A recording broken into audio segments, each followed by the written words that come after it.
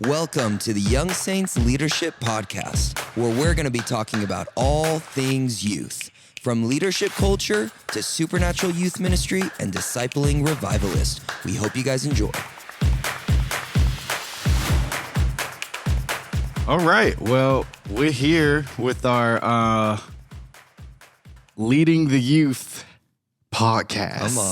Come on. I'm so excited. We got a really fun topic that we're going to be diving in today. But first, for those who are not watching the visual expression of this podcast, let the people know who's in the room right now. Donta, hi. That's you. That's me. That's you. I'm Mari. Hi. And I'm Rory. It's good to have you guys join us today. Yes. It's going to be a good day. I know. I'm excited. Well, before we even dive into the topic, we want to talk about last night. Ooh. What Y'all happened don't know, last night was our youth night. We had a special night. What did we do? Moments. Yeah, what did we do last night? It was crazy. Giant Christmas party. Yes. So just so you know, it's December right now. It's true. And it was a big Christmas party, two, back to back. One for junior high, one for high school. Lots of gingerbread houses were made. 15-minute break in between. It's a whole thing.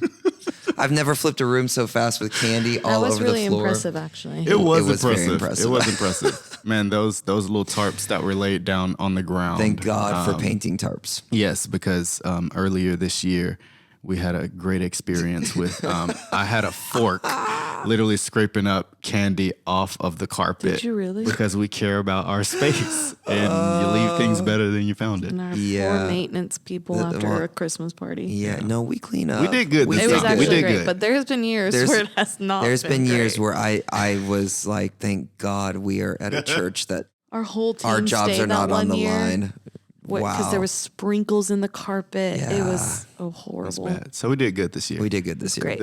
The weather did not like us The this year. weather though. did not like us. Like a tsunami. It was yesterday. unfortunately like we had a river in front of Twin View. If you ever come and visit river, us in yes. Reading, you'll see Twin View, our campus, and You could see the current.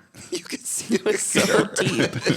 I mean, I It have was some rain boots, awesome. but I was nervous it would go above my rain Kids boots. actually got to service by boat. True Yes. story. It was so rough. I Hey, was but our like, leaders had umbrellas to walk kids in they into were the killing downpour, it. I was like, which oh was man. amazing. It was Very great. sweet. Yeah. We thought we were on a good track of no rain on Wednesday nights, youth nights, but And last night, our last service the of last the service year, of the year said it's been culminating all of the rain. we moved the entire experience inside. And it worked. It worked. And honestly, it was pretty good. I was impressed. Yeah. Kids loved it. It was great. And most of the kids' shoes were soaked. Yeah. I had on some expensive shoes and I had to just let that go. Just serve See, the I kids. prepped beforehand because it was raining hard all day, and I thought, I know. this could be the I day. thought it would slow down. It did the did opposite. not. It did not. It got worse. And so I was like, I am so glad I wore my boots today because I don't care if they get wet. Yeah, the worst was when parents was they were rolling up and it rolled down their window and I'm trying to communicate with them, but their car's getting soaked and I'm like, I'm so sorry. I got to hear the name of your kid so I can go get them. Yes. I went to Yeah, Chick-fil-A right was before to good. get my kids food, and my car got soaked inside. Yeah. Yeah. But it I was was like, great. "Can you take my order faster, please?" Yeah, gotta get. We're going somewhere tonight. Yes. No, it was so great though. good. Our team did a great job. Oh, we have They're an all-star amazing. team. Dream team. Yes, shout out to Lauren and the Grinch costume. Lauren and the dance Grinch contest. costume It was was pretty my great. favorite. Her moving to like double and triple time to the song Incredible. was so good. Amazing. I was like, I what is wasn't, she I doing? wasn't expecting it. Yeah, she Hey, brought us Blaine into did her pretty world. good too. Blaine did really good too. I He was up against her, which was not a fair battle, but no, you know, not he at all. held his own. I mean, she definitely did the worm at one point. She tried to go from She her was, back like, up front. She breakdancing. was definitely breakdancing. I was like, dang, Lauren, I was not expecting this. it's but true. Anyways, Anywho. it was a good youth night. Yeah, yeah.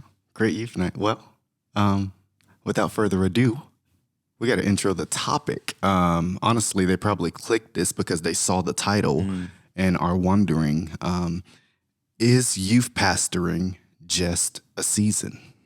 Is youth pastoring just a season?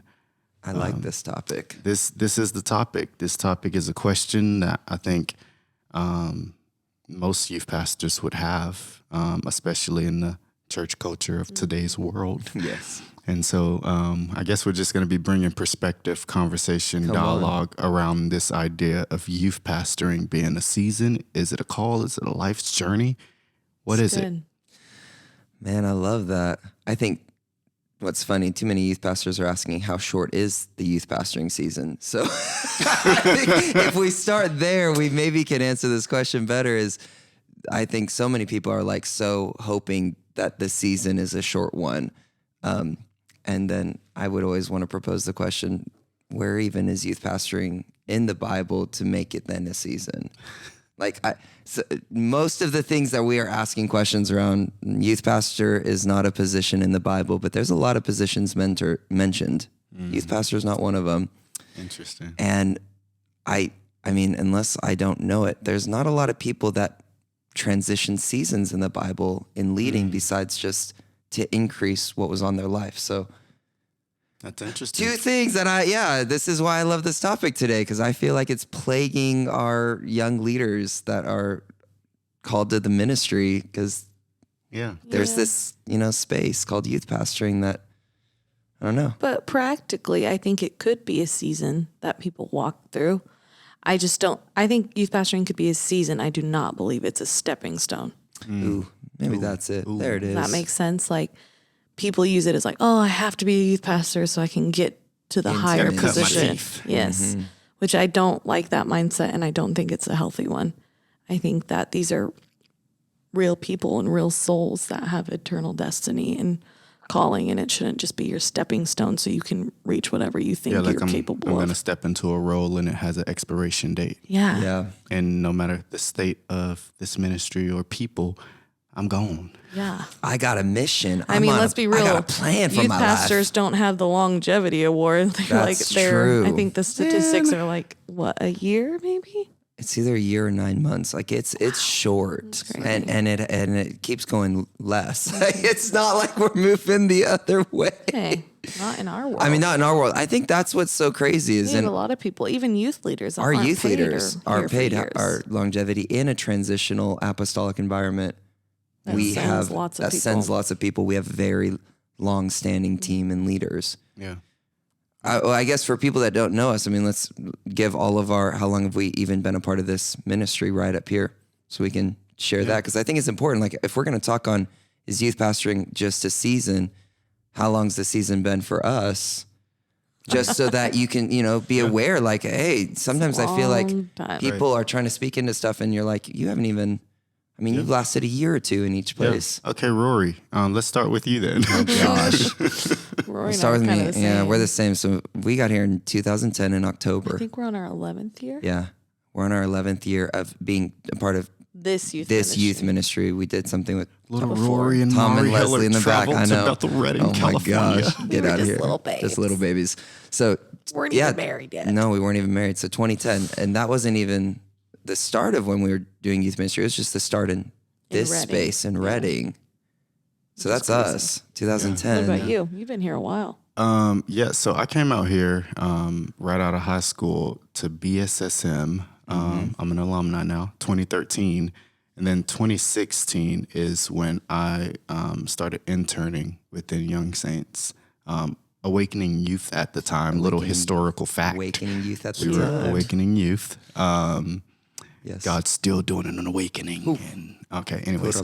But 2016, and then I came on staff as creative director. And basically, the only thing I was directing was myself and creating a bunch. So let's be honest, creative director in the church. What? Yeah. All right. Anyways. It's a side tangent. And then I transitioned to junior high pastor, but I would say I was doing pastoring in the season of creative director with students. For sure. And so, up until now and beyond. Yeah. Well, that's so like 2016, 5 or 6 years? that's 5 or 6 years. 6 years, yep. With no other, It's crazy. Yeah, but here's my confession. Do it. I've been saving it for this topic. Oh, wow. I don't even know what he's going to say. I used to think youth pastoring was a season. It's okay. Most people. Because I was that person. I was that person as like, man, this is gonna be, my stepping stone to this is gonna launch me, man. I'm gonna be a traveling itinerant minister. Oh my God. No, Everyone that wants to wasn't travel. Everyone wants to because I know that's why. the glamorous. It's in church culture today. It's this idea that I will make money and become influential and have influence if I travel. Yeah. Yes. And I think what's hard for me is I'm like youth pastoring being a season. The reason I go back to like in the Bible, there was a lot of assignments given that created the season, but there was assignments given that created the season. And I think people are more looking at positions to create seasons. And they're like, oh, I have a position, so that's the season I'm in. Not even aware of the assignment that they've been given. Yeah. And if you steward an assignment well, man, that can lead you so many different places. Yeah. And I also think it's that significance thing. Yeah. Because I think the value of youth ministry has been a lot of times put down. I don't think intentionally, but there's this highlighted, what significance actually looks like for a traveling minister, or you get those big moments at a conference or you're on stage. And rarely are we talking about the day-to-day discipleship with students and the value in that I actually don't get my significance from this being highlighted or being shined upon, but my significance come from, man, am I doing what God has asked me to do? Am I being obedient? Am I walking knowing that I'm loved and chosen no matter what my role is, no matter what? And I didn't always have that because I was like, man, I would get pulled up on stage like since I was like 16. But I was in youth ministry, but I was being highlighted and having these really big moments. And I thought, oh, that's what youth ministry is. Oh, this is what youth, and then when it stops becoming like that, oh, I got to go to the next thing, the next high, the next exciting big stage moment, not realizing that actually the value, the thing that will last, and the thing that I'm actually, when I get before the Lord, the things that will actually stand the test of time, well done, good and faithful servant, is that student that I poured into where no one was watching. Because those big stage moments are great for a moment, and then how can you measure that? Yep, you can't. You can't. And I think that's. I was talking to somebody yesterday, and I was like, I think the reason it's so tempting to make youth pastoring into the season. When we say season, like obviously some people are going to be called to it for a year, 2 years, 5 years, like. You're going to have it, but if it's a call to know, oh, I'm laying down something to pick this up and the Lord's asked me to do this for a year, I'm in. It's not the motive. Like that's where the motive can get really off. And I was telling, when we first got here, I'll tell you the thought that led me to this moment yesterday, but when we first got here in 2010, Sherry Silk, in the second year we were here, she was still, the Silks were still lived up here in Reading, and Sherry was our overseer of the youth department. Over Tom. So Tom obviously was youth pastor, and then me and Mari were here helping. I was on staff, and Sherry Silk, though, was our overseer in our senior leadership team. And she pulled us all aside and just gave us some insight that totally challenged me. She said the youth ministry was struggling, and she said it'll take you about 3 years to build a culture that you want to see. And it freaked me out because I was like... I thought she said 5. She said 3 to 5 years. She said 3 years to start seeing, 5 years, it'll be reproducing itself, and you'll be able to go, oh my gosh. It was a bit discouraging. Honestly. It was. I was, 22. Because the youth ministry back then was wild. Oh God, it was so bad. I was on like, another what podcast, we'll describe rough and wild. what actually was happening in Awakening Youth when we got here in 2010, and just what we began with. So many people just imagine that if you're at the right church, you'll have the right leadership team and the right ministry, and you have to cultivate it. Yeah. It doesn't matter what church you're at, you have to cultivate it. But anyways, so she said 3 to 5 years, and I was like, oh my God, I'll be 26. I am only 21. I don't want to give 5 years of my life to see something happen. Because again, I thought so small-minded. I couldn't see something big. And as it progressed, yesterday we were in a staff meeting, and I was telling this group of our staff, all of our department heads get together on Wednesdays, and in a smaller group, I said, I love thinking about leading and culture, because I said I see it different now. I'm like, oh, I plant seeds, and I expect to see fruit, even if it takes some time.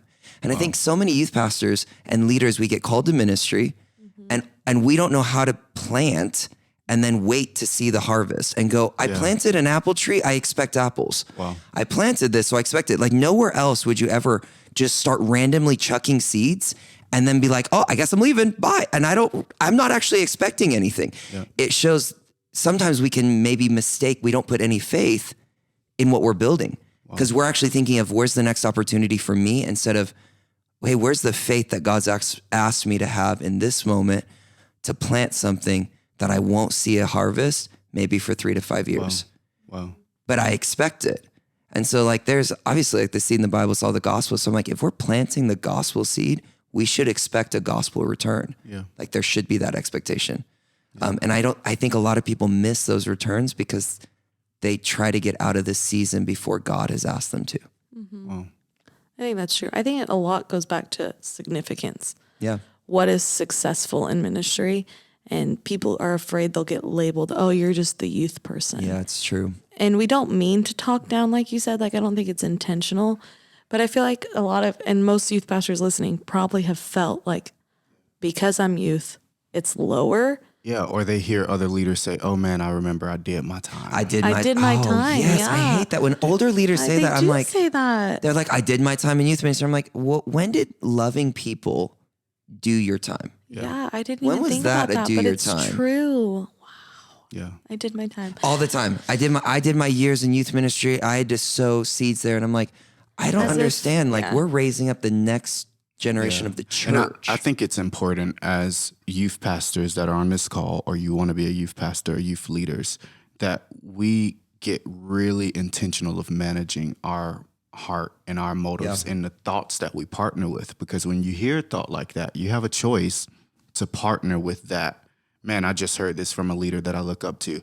I did my time. And you feel that little sting in your chest of like, oh, am I doing my time right now? Is my time going to change at some point? And catching those moments like, oh, I'm not going to partner with that thought. I'm here because this is where God has me. And I'm not looking to the next thing. I'm being obedient to the assignment that's on my life right now. And I would say these thoughts that have existed in church culture have actually, I think, been driving why people are not wanting to go into youth ministry. Like people are bypassing actually leading and cultivating the next generation to just go and preach, go and travel, or go and build their own ministry. Like I'm going to go and, start being this evangelist that just travels and I'm 21 and I've never led anything, but man, I'm going. Yeah.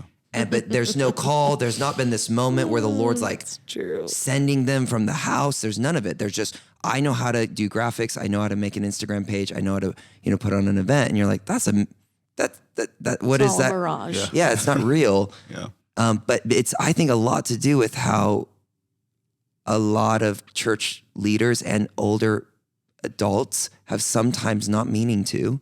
It's not their hearts are bad because they all love youth and they express it a lot, not meaning to devalued it. Yeah. That makes it sound like it's a punishment to be here. Like I did my time. My time, like you're in jail. Like you're in the jail of ministry. Like, hey, you better do that. And then when you come out of it, good job, you've arrived. And but it all goes back to that, like, what is success? If you are a traveling speaker, like people think that's like your ideal goal. It's only because you feel known and seen and it meets a need inside of you. Yeah, unless you're called by God. Like I don't think traveling and speaking is wrong if there's a call to do it. Absolutely. And it's your assignment. It goes back to that. If the Lord has said, but I'm saying people desire that lifestyle because it looks more successful. Absolutely. But it's not like, if you think in perspective of God, that's not more successful if that's not your assignment. Yeah. And I think that there's this reality of having other voices that's helping make decisions like, oh, is this just a season for me? Because a lot of times we're like, man, my grace has run out,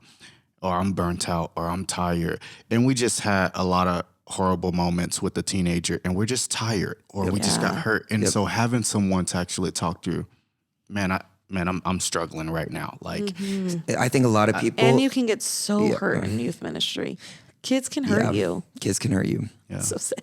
It's something that sometimes happens. And if you're on the call listening, I'm going to say this carefully, but I think it can very easily happen on the burnt out or offense is a lot of times we can spiritualize our own pain and we can do this thing where, and I know I've done it. And if I didn't have my wife who is, if you know the Enneagram, is a 6, loyalist, will stay with you to the end. If I didn't have somebody that could call me out of an emotional state where I was ready to make a very emotional decision and make it sound spiritual, I could have easily bypassed my season and assignment here and left. There's been many opportunities. Longevity doesn't mean everything's perfect. It actually means you do the work to go, if the Lord has called you here, then you figure out, man, if I'm burnt out, I better figure that out and lean in and get vulnerable. If I'm mad or offended at that person, we have to work this out because I know I'm supposed to be here. And I think a lot of people never even get to that place. Yeah. They're so focused on just where's the next open door. They're like, oh, I don't like my church anymore. My senior pastor doesn't get me. My season's done. So you instantly, there's no grace. And I'm like, really? There's no grace? Unless the Lord says your season's done, there's grace. So my inability to face pain, be honest, have real conversations, be open, creates a door for me to end seasons over and over. And I think the grace of God is big enough that he'll work it out. He'll work it out. Right. But it doesn't mean at the end when you stand before him and he says, hey, were you faithful with the assignment? It doesn't mean we get to bring him the full faithfulness always. Yeah. And I think that's just reality, is like we have to own that. I mean, that's no shame. That's no anything. That's just, I got to be aware that like if he said be here, I am fulfilling the fullness of my call, showing up every day. If not a single person knows me, but I know Jesus said, Rory, this is the place you're supposed to work in. This is the people you're supposed to work it out in. Do it. Then any other opportunity that seems more glamorous or influential or could save more souls would not bring any greater reward on that day because he was like, that wasn't what I asked you to do. Right. Yeah. That's hard. But I think, like you even said, you need people to talk to. A lot of youth pastors may not even feel comfortable or have the community and spiritual leaders to have that conversation of like, hey, I don't think you're done yet. Like there's something else here.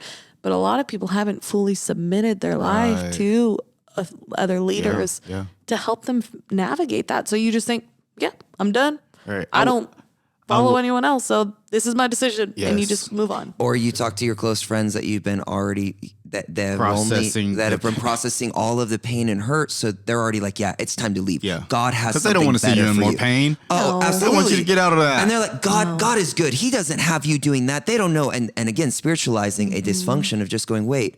Because all three of us have trusted leaders enough to tell us it's not time to move on. Yes. Yeah. And it's not always been easy. You're like, I think staying is harder than transitioning.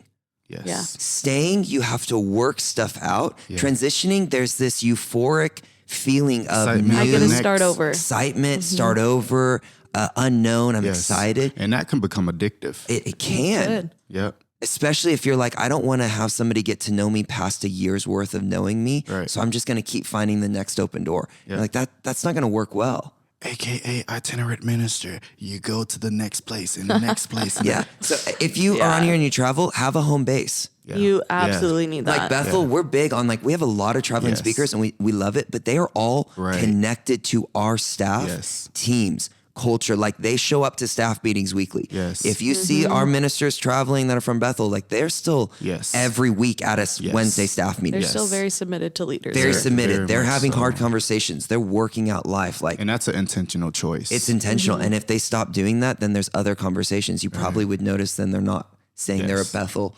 minister, which we've had that too, where they no longer are connected to our house. So I don't want to hate on it because I love the travel. Right. I don't want to hate on it, but I really want to focus on, I think too many people are trying to get out of an assignment because young people there is a call right now on the earth to go, who will reach young people? Yeah. Like COVID has actually opened up a new season of harvest for young people, for those that can see it. There's such a desperation for connection, for authenticity, for hope, for life, for love, to actually be known by somebody and know somebody that I think right now youth ministry has the potential to become an explosive expression in the coming days of the church for those that lean in and see it and don't get distracted by glamour and the allure of fame and significance driving us. Also, before we end, I want to hit it's more about your mindset of youth ministry, because you can believe the narrative. You're just a babysitter. This is your stepping stone. Yep. You're paying your time. One day you'll reach the big leagues. And that can be a narrative that you choose to believe, and it becomes your mindset. Or you can look at it more like what Rory was saying, the eternal aspect of these are souls that could literally change people's lives. And you would reap the reward if you were the sower. Yeah. These are the next, you know what I mean? Like Billy Grahams, the next Catherine Coleman. And if you can switch your perspective of, I'm not believing the narrative of youth ministry anymore. I'm believing the narrative of heaven, of what it is. Yeah, like so we are breaking the assignment of the enemy and fanning belief in the assignment of God for their life. Yeah, and that's like what we Jesus are literally did. fulfilling the will of God. He said, go and make disciples. He didn't say, go make young disciples, old disciples, this. He said, go make disciples and destroy the works of the enemy. Yeah. We are destroying the works of the And enemy. I'm like, there's no other place, man. Like, it's crazy how fruitful youth ministry is. So you got to think, if you're reaching a 14-year-old and like how one kid opened up and you literally broke the lie that they are worthless at the age of 14. Yeah. Wow. Imagine the course you altered for their life. Yes. Yep. You know what I mean? It's incredible. Like how it is a privilege to get them at such a young age where you can alter the course of their life. Yeah. Yeah. Yep.